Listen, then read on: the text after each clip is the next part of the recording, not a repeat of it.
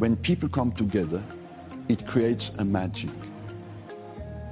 Sometimes the energy gets together and they go up to a level where it's absolutely fantastic and it becomes art, the art of flying together. Hello, welcome to Arsenal Asia Talk, the best podcast in Asia right now, regarding Arsenal, obviously. I'm Dr. Oscar, and I'm joined by the amazing Liam Redican. How are you doing today? Very, very well. How are you, Dr. Oscar? Happy Friday. Happy Friday. Although in China, for those who don't know, it's like this kind of strange situation where they play around with the holidays. So actually, tomorrow is a working day. And it doesn't feel like a Friday, unfortunately. Yeah, that is a very fair comment. And also, to add to that, by the way, there's no Arsenal tomorrow. So is it a happy Friday? I would actually err on the side of not happy Friday, really, for those two reasons. I mean, since you mentioned it, it was going to be the next part of the podcast, but we will review the international break, but it's going to be the shortest review in history.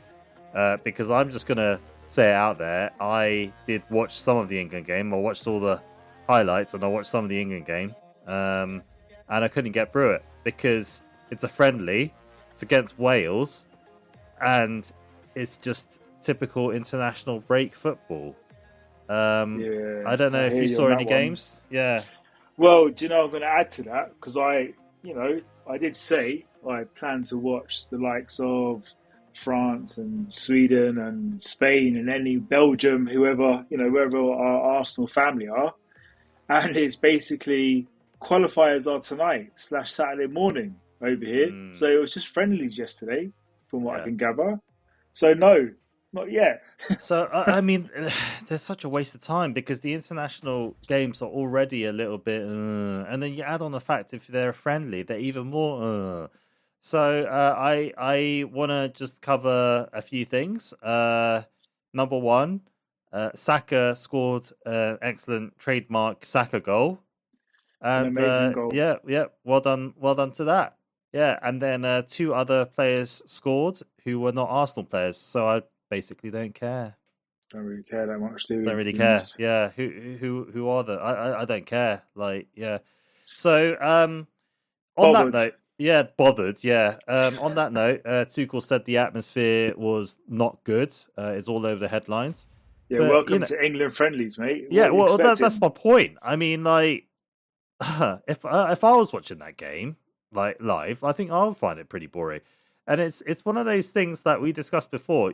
Football tends to be more interesting when there's controversies, whether we like it or not. And if your team is 3-0 up and it's a friendly, I'm not sure like what the point is in staying and watching the rest of the game. Sorry to say. Okay, I mean, Liam, feel free to hit me back. Yeah, tell me I'm wrong. Yeah, no, I can't. To be honest with you, the only way you would watch it if you had to analyze, and just out of if you're properly researching players or the way teams play or the intensity of a game, you try your best to watch it. But listen, if England scored within the first 20, 25 minutes, right? They scored 3. They just whitewashed Wales. It's game over. Everyone might as well go home. You know what I mean? Yeah, I mean, on that note, analysis, but then there's nothing to analyze. I think part of the reason why I find it boring is you can't really make judgments about certain players or the tactics because I feel that they're not even implementing the clever tactics, and no player is playing to the kind of maximum of their potential, understandably. So I don't think there's anything to analyze. The only good thing there is Starboy. He's just getting extra minutes in his legs and sort of testing out that hamstring. That's the only thing you can take from it. No one got injured. Yeah.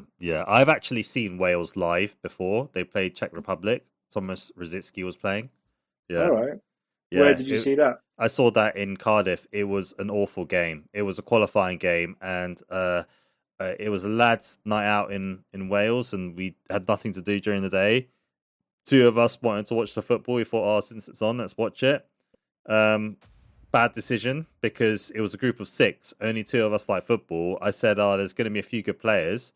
I can't remember if Bale was playing actually at that point, but it was awful. And the four other lads were like, "I can't believe you just made us watch that rubbish football game." I mean, the best thing that happened was I think Rosicky hit the bar from a free kick. Literally, that was the only thing that happened, and the stadium was like only a tenth full. It was And really not a good game, and probably one of the worst football games I've ever seen. And that's also why I don't like international friendlies. And we'll talk about that more in part two, because sort of towards the end of the podcast, I do want to talk about, our football experiences and how football's going in general, because it seems to be a hot discussion point right now as well with regards to ticket pricing. But I do want to save that for the end of the podcast.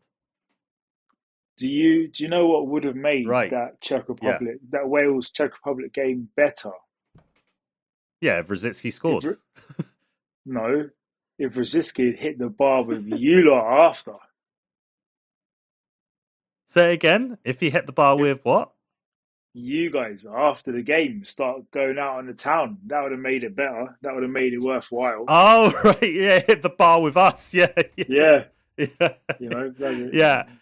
I wouldn't have been surprised if he did hit the bars. I just didn't see him, or we were, had too many drinks or whatever. But it was an experience. You ever been to Wales? Yeah, I went for the cup final when a few years ago. Oh yeah, Not a you few told years me. ago. Yeah, you told me. Years ago when Yeah. Arsenal played Chelsea and John Terry got kicked in the face. That was at the Millennium Stadium. Right. Yeah. Yeah. Drogba scored against Senderos. Shock Yeah. horror. All right. Yeah.